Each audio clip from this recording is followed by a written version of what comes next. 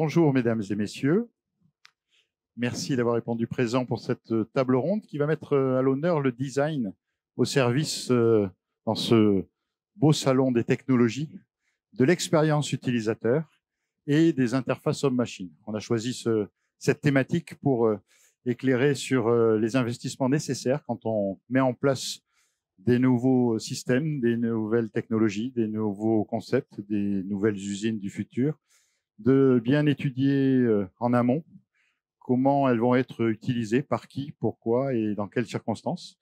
Et donc, on a le plaisir d'avoir 3 intervenants que je vais demander à ce qu'ils prennent la parole pour se présenter. C'est plus simple plutôt que je vous présente, hein. Et puis, on va faire cette première succession d'interventions. Et ensuite, dans cet ordre-là, vous allez pouvoir présenter réellement votre propos. Et nous aurons la possibilité d'avoir des échanges entre nous et avec l'assistance une fois que les 3 interventions seront mises en œuvre.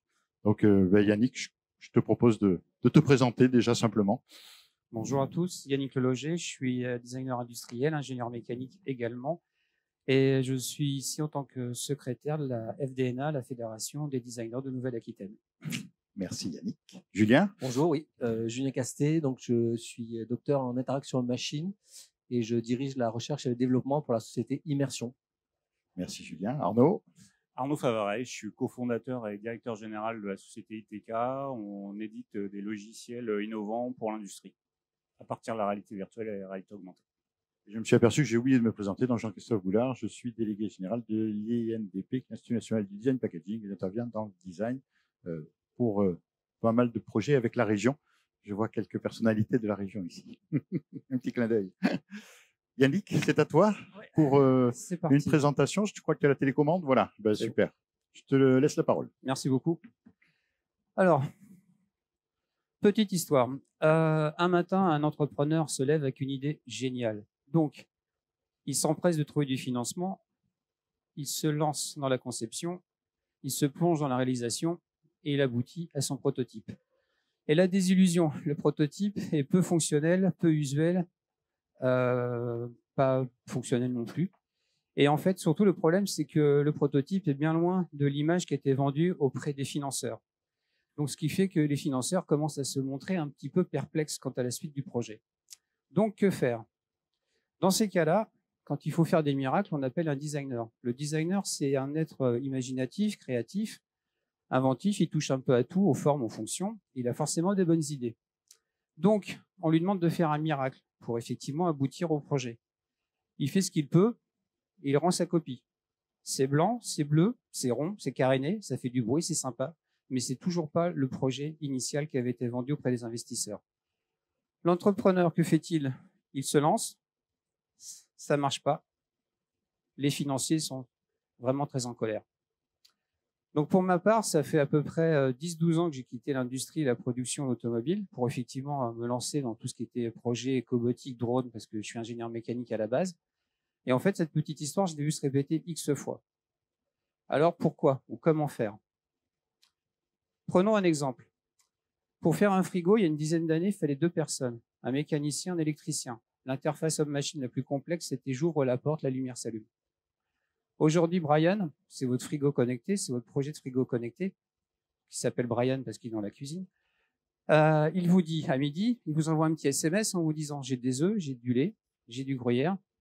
Je vous envoie le schéma pour aller de votre travail à chez vous et pour acheter effectivement au passage des lardons. Je vais vous expliquer comment faire une quiche au lardon. Donc maintenant, pour faire ce frigo connecté, il vous faut une armée d'experts. C'est-à-dire qu'il vous faut des gens spécialistes en Wi-Fi, en Bluetooth, en reconnaissance de forme, en couleur, etc. et tout. Mais surtout, il vous faut quelqu'un qui va vous expliquer comment vous allez, vous, vivre avec ce frigo connecté. Sinon, vous allez rester perplexe, comme souvent il nous arrive de dire, mais comment ce truc fonctionne? Donc, en fait, l'architecte de l'emploi, l'expert en usage qui va vous aider à effectivement vivre avec ce frigo, eh bien, on retrouve notre être inventif qui est le designer. Que va faire le designer? Il va faire des scénarios d'usage. Il va faire des petites bandes dessinées pour effectivement expliquer comment on va vivre avec cet engin. Pourquoi faut-il dessiner? Il faut dessiner tout simplement ce que ça permet de voir. Comme ça, tous les interlocuteurs autour du projet comprennent. Ça vous permet aussi d'imaginer. Et ça vous permet d'anticiper. quand vous dites, tiens, de telle étape à cette étape, il peut se passer quelque chose, vous innovez par l'usage, en fait. Vous incitez les autres experts à aller plus loin. Donc, vous faites de l'usage. Alors, pourquoi est-ce aussi fondamental de faire ces scénarios d'usage? Tout simplement parce que vous vous lancez dans un projet qui, en fait, au début, n'existe pas. Le frigo connecté, vous savez pas à quoi ça ressemble, vous savez pas ce que c'est. Donc, il faut inventer le monde qui va autour. Donc, c'est le rôle du designer de faire ces scénarios d'usage pour imaginer comment on va travailler avec. Et c'est aussi quelquefois son rôle de dire, mais est-ce que c'est à mon frigo de m'expliquer comment je mange? Et est-ce qu'on peut peut-être pas trouver d'autres palliatifs que cet engin connecté? Donc, ce qui fait que dans le premier cas du robot, on est parti sur, j'ai une idée, on se précipite, on essaie de faire intervenir les designers, mais on trimballe le problème jusqu'au bout. Pour ma part, je préfère plutôt travailler à l'inverse, de dire d'abord, je vais travailler sur des problématiques d'usage, des problématiques de besoin dans une phase amont qui est effectivement importante pour trouver une proposition pour après, effectivement, ça puisse aller beaucoup plus simplement. Donc, c'est là où j'interviens. Et j'interviens par une méthodologie que j'ai baptisée Userika, qui en fait se décompose en 4 phases. La définition du besoin de la problématique, trouver des idées, les architecturer en propositions, et après aller vers une proposition et remettre au porteur du projet véritablement des livrables qui sont un scénario d'usage, une architecture basée sur ce scénario, un planning et un budget. Et le but, c'est qu'à la fin de cet avant-projet, il peut visualiser véritablement ce que c'est son projet. Donc, ce qui fait que je travaille sur 3 plans, factory, industriel et prospective. Donc, factory, on va me dire, mais faire du design sur les lieux de travail, les lieux de production, bah oui, parce qu'il y a des hommes, il y a des problématiques, donc il y a forcément du design. Et aussi parce que le monde du travail a changé. Les opérateurs ne sont plus monotâches. Avec la rationalisation de la productivité, avec la course à la rentabilité, maintenant, les opérateurs, en fait, ce sont des chefs d'orchestre pour moi. Ils font plein de tâches à la fois. Et souvent, ce qu'on fait, c'est pour les aider, on a des idées. On veut mettre un cobot, on veut mettre un exosquelette, on veut mettre un robot. Mais on a encore oublié, effectivement, d'abord de définir leurs véritables besoins et dans quel cadre ils vont travailler. Et en plus, on en a de moins en moins. On a des problèmes pour effectivement recruter des nouveaux. Et on est en train de leur demander s'ils peuvent continuer de travailler un petit peu plus longtemps. Donc, ce qui fait qu'une partie de mon activité, c'est effectivement de décomposer leur poste de travail, leur activité, de voir comment ils font, de faire des propositions, de dessiner pour que les gens puissent voir le plus tôt possible ce qu'on leur propose. Et d'aboutir à ce type de proposition, c'est pas à la vis près, c'est pas au millimètre près, mais ça permet le plus tôt possible, effectivement, à ce que les gens, les opérateurs, les décideurs puissent se plonger dans leur projet et voir, effectivement, de quoi il s'agit. Et aussi, effectivement, toujours reboucler avec l'aspect financier, bien évidemment. Donc, industriel, c'est la même chose pour la conception des produits, le scénario. Mais pour ma part, je considère qu'on a 4 utilisateurs. L'utilisateur, c'est pas simplement celui qui va appuyer sur le bouton quand il est chez lui. C'est aussi celui qui va monter, c'est celui qui va démonter, celui qui va faire la réparation. Donc, c'est pour ça que le plus tôt possible, on peut architecturer le produit. Ça nous permet effectivement de penser à ces utilisateurs. Donc, voilà. Ça, je l'ai fait avec, en collaboration avec AIO. Avec aujourd'hui, on a une chance incroyable, c'est d'avoir des outils tels que l'impression 3D qui nous permettent le plus tôt possible déjà d'élaborer des architectures et de voir ce qui se passe au niveau des machines. Et enfin, prospective. Donc, prospective, je travaille assez souvent avec des grands comptes où là, on part de la feuille blanche sur des problématiques, effectivement, pour développer des nouvelles machines. Donc, vous retrouvez le scénario, toutes les idées, la proposition finale, mais avec une chose qui me semble toujours importante, c'est qu'il faut que le matériel que je propose, il rentre dans la camionnette. Sinon, ça ne marche pas. Donc, Userika, en fait, effectivement, est basé sur l'utilisateur, mais comme je vous l'ai présenté, je considère qu'en fait, il y a plusieurs types d'utilisateurs, il ne faut pas les oublier, il n'y a pas que celui qui va utiliser la machine, mais aussi celui qui va le monter, le réparer et le recycler. Et ce qui est aussi le but de tout ceci, c'est de faire en sorte que notre génial inventeur du début, lui faire bien comprendre que son but, son modèle industriel, c'est pas faire d'époque, mais c'est de faire des produits industriels, donc des produits qu'on va pouvoir monter, démonter, qu'on va pouvoir faire sur une certaine cadence, qu'on va pouvoir faire avec un certain coût. Donc je finirai en disant que, comme vous l'avez vu, donc les designers ne sont pas que des inventifs et des créatifs, ce sont aussi des méthodistes et des gens qui travaillent sur la globalité. Donc au sein de la Fédération des designers de Nouvelle-Aquitaine, donc nous avons la chance d'avoir différents designers qui travaillent sur différents types de produits, et ce qui nous lie en fait ensemble, c'est qu'on a tous développé des méthodes de travail pour justement prendre en compte ces interfaces homme-machine et les utilisateurs. Nous travaillons en collaboration avec la région à qui nous avons fait un workshop récemment, et nous sommes aussi toujours dans la bienveillance pour attendre des nouvelles entreprises qui veulent éventuellement nous rejoindre. Voilà pour moi. Merci beaucoup Yannick. C'est une très bonne introduction et puis ça permet de montrer comment justement l'expérience utilisateur en fonction de la destination des produits doit être imaginée. Et donc je vais laisser la parole tout de suite à Julien qui va articuler justement dans son propos cette continuité dans les outils qui sont au service de la création et les outils aussi de l'expérience. Alors oui, effectivement, je vais quand même un peu répéter ce qu'a dit mon collègue juste avant, mais je vais essayer juste de l'ancrer dans notre quotidien et expliquer comment nous, on travaille en tant que prestataire et que fournisseur de solutions pour l'industrie depuis longtemps. On a intégré en fait toute cette partie design vraiment au cœur de notre quotidien, de la manière dont on travaille, de la manière dont on discute avec le client, voilà, les commerciaux, l'ensemble de la chaîne est impacté et au courant et dans cette dynamique-là. C'est ce qui fait aussi le succès entre guillemets de cette démarche-là. Il faut vraiment que ça soit une démarche globale aujourd'hui. Donc Immersion, c'est une équipe pluridisciplinaire. Pour ceux qui ne savent pas, on est une PME, on fournit des solutions de réalité augmentée, réalité virtuelle pour l'industrie, mais aussi pour plus largement pour tous les usages. On a à la fois une équipe qui fait de l'achat-revente, donc on est capable d'aller chercher sur étagère des choses qui existent et de faire plutôt du conseil, mais on est aussi capable de créer de zéro une solution matérielle, logicielle qui répond à des besoins, à un montage d'usine, à de la formation, peu importe le sujet principal. Et une des spécificités de notre société, c'est d'être vraiment une équipe à large spectre, vraiment très pluridisciplinaire. Donc chez nous, on a des techniciens qui font de la mécanique jusqu'aux designers, on a des ingénieurs en facteurs humains, mais on a aussi des gens experts en interaction machine, on a des informaticiens, des électroniciens. On a vraiment une équipe qui n'est pas très grande, mais avec des profils complètement différents. Difficile chez nous de remplacer une personne par une autre, donc ça peut occasionner des problèmes au quotidien, mais ce qui amène aussi un peu la richesse finalement de ce qu'on peut faire et de la manière surtout d'écouter et de répondre aux questions qu'on nous pose. Donc, comme dit Simon Sinek, aujourd'hui les gens ils viennent pas forcément nous voir pour nous acheter quelque chose, ils viennent acheter le pourquoi. On le fait. Il y a un vrai décalage en fait de la demande, de profil aussi des gens qui viennent nous voir pour nous demander des choses.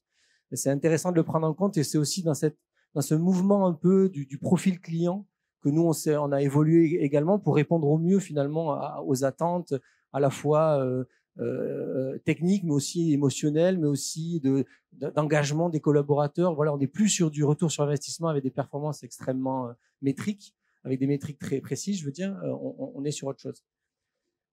Donc la méthode immersion, c'est quoi?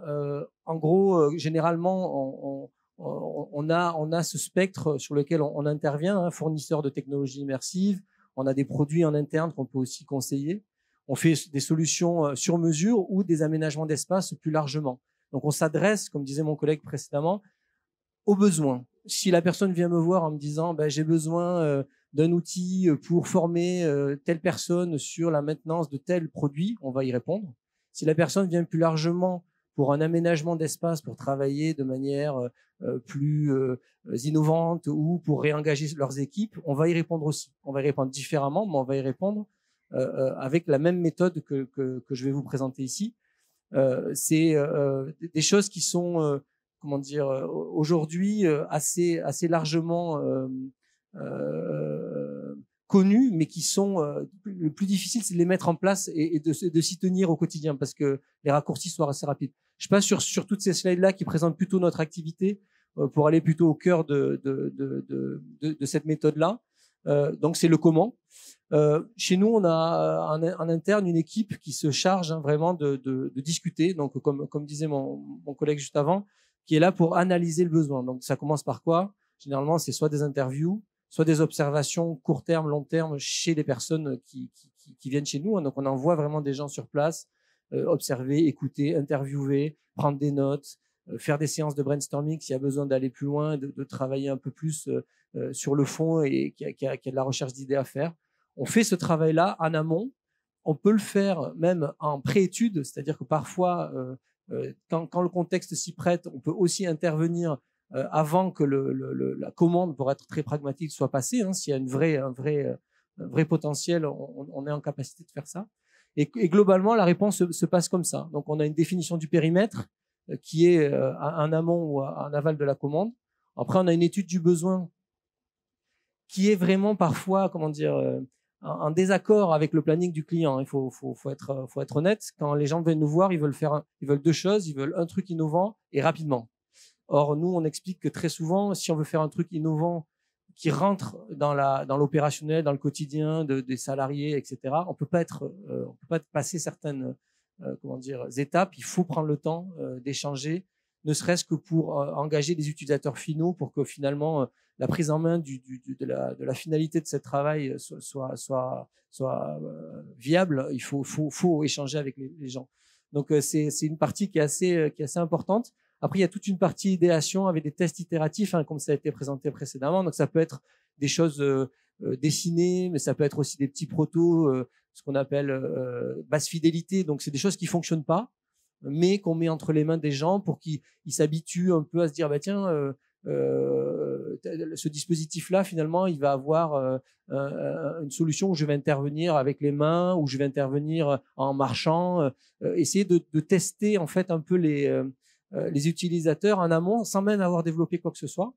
Et puis petit à petit monter à ce qu'on appelle en TRL, donc monter en maturité, voir comment donc TRL c'est le niveau de maturité technologique. Donc d'abord dans nos labos, après chez le client, après sur la chaîne de production, hein, de plus en plus proche de l'opérationnel, pour essayer de voir comment tout ça converge et si l'idée initiale s'installe bien dans le quotidien des utilisateurs finaux. Et puis après, souvent, une fois que le prototype est figé, il y a une phase de production qui est là, vraiment produire la solution en tant que telle, le connecter éventuellement à un système d'information à l'intérieur de l'entreprise. Puis le côté déploiement et maintenance, qui n'est pas forcément une nécessité. Parfois, les gens s'arrêtent avant, hein, en disant ben voilà, l'idée était bonne, ça répond pas. On est face à une démarche qui accepte l'erreur, qui accepte le fait que on arrive à des moments où ça va pas le faire, donc il faut être capable de se donner le temps de décider ça. Donc voilà, c'est à peu près ça. Les objectifs généralement sont les mêmes que présentés précédemment. Donc la définition du périmètre, c'est la timeline, c'est avoir à peu près les étapes et la démarche, faire comprendre la démarche au client et se mettre d'accord sur les engagements des uns et des autres pour pouvoir signer la mission et le contrat. En suivant, on fait cette étude de besoin avec le cahier des charges fonctionnel plus que le cahier des spécifications techniques. Souvent, maintenant, avec les clients, on échange plus sur du fonctionnel que sur du technique et c'est en interne qu'on transforme le fonctionnel en cahier de spec et où les ingénieurs s'occupent après du cahier de spec, mais c'est presque une sauce interne aujourd'hui que des choses qui sont échangées avec les clients, même avec des clients historiques. Hein. Donc, je les mentionnerai pas, mais il y a des clients à nous avec qui on travaille depuis 28 ans qui changent fondamentalement dans leur relation, même avec nous, qui sont historiques avec eux, qui ont des besoins beaucoup plus haut niveau, qui nous parlent de choses plus liées à l'homme, qui sont moins dans la course aux pixels. Dans le domaine, à une époque, on parlait de la course aux pixels. Celui qui a le plus de pixels sur son écran, c'est celui qui a gagné. On n'est plus du tout sur ces choses-là. Et c'est vraiment un vrai, c'est rentré vraiment dans le quotidien aujourd'hui. Donc ça, c'est la partie idéation. Généralement, ce qu'on fait, c'est qu'on creuse deux, trois pistes. Pareil, hein, on fait des sketchs, on fait des storyboards, on dessine beaucoup pour mettre en perspective ce qu'on imagine, avoir vraiment une image précise de ce qui va être fait. Je fais un petit aparté. On a beaucoup travaillé sur la problématique de gestion de crise en interne à Immersion, sur des projets de recherche, etc. Donc pour ceux qui savent pas, tremblement de terre, comment on s'organise, Covid, comment on s'organise, qui fait quoi, comment on rapatrie les gens qui sont malades, enfin voilà, gestion de crise. Dans cette gestion de crise, il y a une chose qui est extrêmement importante, ce qu'on appelle le Common Operational Pictures, c'est la vision d'ensemble en fait de la crise. À un moment donné, quand je prends la décision, quand le Premier ministre prend la décision, il faut qu'il sache exactement, qu'il ait une vraie vision de la situation à un instant T pour prendre une décision en toute connaissance de cause. Donc c'est ce qu'on appelle la Common Operational Picture, et la seule ambition de cette chose-là, c'est d'avoir une idée précise et donc compréhensible par tout le monde, tous les gens qui sont autour de la table, de la situation.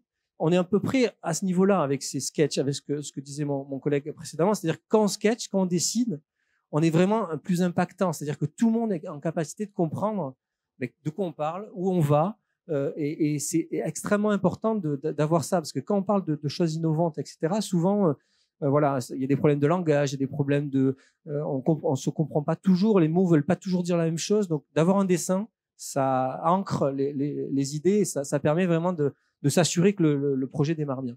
Donc ça, c'est la partie idéation. Après, la partie production, c'est pareil, on creuse les pistes. Alors, je vous disais, on fait des prototypes avec des niveaux de maturité assez différents. Et puis, le déploiement et le suivi qui vraiment met en place le système, s'assure que l'équipe en place a bien pris en... Alors, il y a beaucoup de formation dans ces choses-là. On parle de déploiement très technique, mais il y a aussi la prise en main des solutions qui est assez importante en bout de course, qu'il faut pas négliger du tout. Et donc, juste pour en finir, je dirais que toute cette méthodologie-là, si je dois résumer en 3 points, la raison pour laquelle nous, on s'est engagé là-dedans, très clairement, la première, c'est le côté viabilité. C'est-à-dire que aujourd'hui, c'est très simple pour une équipe comme Immersion de faire du waouh. On est très simple de faire une présentation, une démonstration, un prototype qui impressionne avec des images, etc. Aujourd'hui, on a les outils, les compétences pour faire ça. Par contre, quelque chose qui dure dans le temps, qui est pris en main par le client, et dans 3-4 ans, le client revient vers nous pour demander une mise à jour, etc. Ça, c'est plus difficile. Et c'est justement dans cette démarche que nous, on a essayé d'intégrer beaucoup plus le facteur humain, les sciences cognitives, le design, pour essayer vraiment de toucher au cœur les métiers et de vraiment répondre aux métiers et pas répondre à des exigences autres de communication ou quoi. Donc ça, c'est la partie durabilité. La partie utilisabilité, c'est ce que disait mon collègue, hein, il nous tient à cœur vraiment de discuter avec l'utilisateur. Je vous donne un exemple. On a travaillé un jour avec Renault Trucks, où leur idée, c'était d'améliorer le contrôle qualité en sortie d'usine des moteurs. Donc, ils faisaient ça à la main avec des papiers, ils passaient le papier de service en service, etc. Et donc, nous, on a travaillé sur un système de réalité augmentée où, en gros, la personne met un casque, elle voit sur le moteur les choses à modifier, à contrôler. Elle peut avancer tout en numérique avec un côté assez magique, quelque part, d'utiliser ça. Une des choses qui nous a le plus marqué, et dont on parle souvent, donc peut-être des gens ont déjà entendu parler de ça, mais une des choses qui nous a le plus marqué et qui a le plus marqué le client, c'est les retours d'utilisateurs vraiment de l'usine. Pour eux, la chose qui les a le plus marqué, c'est que pour une fois dans leur vie, ils étaient en capacité de parler de leur métier à leurs enfants. Parce qu'en fait, on était sur quelque chose d'un casque, de l'ordre du Robocop. Il y avait quelque chose vraiment qui rajoutait quelque chose dans l'engagement de l'utilisateur à l'usine au contrôle qualité, qui faisait que la personne se ressentait vraiment remotivée par son métier, en parlait autour de lui. Et ça, c'est un vecteur en fait de retour sur investissement. C'est un moyen de s'assurer que derrière les performances vont potentiellement être meilleures. En tout cas, que les hommes sont avec nous pour les hommes avec un grand H. Pour aller améliorer et faire avancer l'entreprise. Donc ça, c'est le côté utilisabilité. Et après, le côté accompagnement qu'on met beaucoup en avant et qui nous permet aussi de faire du suivi. Alors ça, c'est très pratico-pratique, mais n'empêche d'accompagner le client jusqu'au bout, de l'accompagner dans la longueur. Pour les entreprises, c'est aussi un moyen de pouvoir espérer retourner à avoir des nouvelles commandes, faire des mises à jour, etc. C'est aussi pour ça que c'est très moteur et c'est très bénéfique pour les entreprises comme nous d'être au plus près des utilisateurs. Voilà, donc juste pour finir, je dirais que cet aspect collaboratif, de conception pluridisciplinaire, de design, etc., il n'y a pas de magie en fait, c'est qu'une question pragmatique de le mettre en place dans l'entreprise, d'essayer de faire les efforts, d'avoir une équipe qui s'engage là-dedans, et c'est la seule difficulté. Une fois que vous avez ça roule, il faut s'accompagner de gens comme mon collègue qui savent faire, et puis ça marche très bien. Voilà. Merci beaucoup, Julien. Merci, ça donne un éclairage sur le pourquoi, la destination de toutes ces créations. Je vais proposer à Arnaud de prendre la parole maintenant. C'est une bonne complémentarité de succession d'interventions, puisque je te laisse caler la technique, mais tu vas être justement dans un propos complémentaire aussi. Ouais, moi j'ai juste une petite vidéo, mais pour vous présenter un peu ce qu'on fait. Nous, ITK, on est éditeur de logiciels. Alors, si la vidéo se lance. Je crois, hein, la technique est en cours. Oh, voilà. Voilà, merci. Avec mes associés, nous on vient de l'industrie du divertissement, hein, tout ce qui est jeux vidéo, effets spéciaux pour le cinéma par exemple. Et la création de la société il y a 8 ans est partie du postulat que les interfaces dans les industries étaient moches. Nous, on vient de la belle image. Avoir une interface qui fonctionne, c'est bien. Une interface qui est jolie, on sait que l'information passe mieux au niveau du cerveau humain. Donc, partant de ce postulat-là, aujourd'hui, on est éditeur logiciel. On a une suite logicielle qui s'appelle SmartUp. Et on est, nous, sur des applications métiers. On a un éditeur de jumeaux numériques qui permet de créer des jumeaux numériques et de les diffuser en réalité augmentée ou en réalité virtuelle. Alors, les applications sont, on a 3 cibles principales, les services commerciaux et marketing, la formation, bien sûr, et la maintenance. Alors, nous, on est conscient que ce sont des nouveaux médias. Donc, aujourd'hui, c'est joli, ça fonctionne. Par contre, quand on verra ces interfaces-là dans 10 ou 20 ans, on aura honte de ce qu'on aura fait. Parce que on est à la préhistoire encore aujourd'hui. Et on avance en marchant. Donc c'est ce que mes camarades ont dit, hein, c'est vraiment du collaboratif et de l'itératif avec des partenaires et des clients. Alors l'intérêt de ces interfaces innovantes, nous je vous l'ai dit, on vient du jeu vidéo. Vous achetez un jeu vidéo, vous lisez pas la notice, vous y jouez, vous avez compris la mécanique du jeu. Sur nos logiciels qui sont quand même des interfaces qui semblent simples, mais qui transmettent des informations complexes et qui pilotent des systèmes complexes, c'est la même chose. On forme en quelques heures les apprenants ou les techniciens sur nos logiciels qui pilotent ou qui les forment sur des machines dans des interfaces assez simples. On n'est pas tout seul. Nous, on vient, vous l'avez compris, de l'aspect visualisation, sur tout l'aspect pilotage de machines, comportement des machines, fonctionnement des machines. On a un laboratoire commun avec l'Institut Péprime basé à Poitiers, qui est une antenne du CNRS sur la partie mécatronique et robotique. Et on travaille également avec le CERCA sur l'aspect, on travaille avec des psychologues sur l'aspect cognitif, hein, la charge mentale de l'opérateur.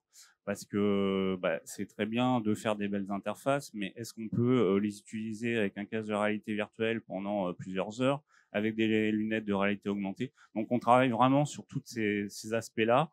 On surveille, c'est vraiment de la veille en permanence et des allers-retours aussi avec nos clients sur les utilisations et les applications métiers. Nous, on travaille principalement dans 4 domaines qui sont le luxe, le nucléaire, l'automobile et la défense,